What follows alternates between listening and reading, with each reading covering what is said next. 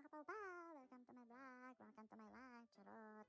Alam nyo ba mga kapawpaw, dito sa pinagtatrabahuhan ko ngayon ay muntikan pang hindi ako matuloy dahil doon sa pinasa kong CV, ang aking picture ay maiksi pa ang buhok. Pero nung nakita ako ng amo ko, aba, nagulat si amo kasi ang haba-haba ng buhok ko. Lagi niyang pinapaalala sa akin na tuwing papasok ako, lagi kong iipit ang buhok ko at itago dahil mga sensitibo ang mga customer nila. Sa kabila nung tinanggap pa rin nila ako at pinangako ko naman sa kanila na hindi sila magsisisi kung tatanggapin nila ako dahil pagdating naman sa trabaho ay professional naman ako at kaya kong i-handle ang mga customer na magtatanong sa akin.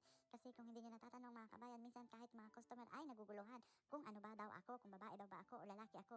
So ano ang isasagot ko? Lalaki po ako.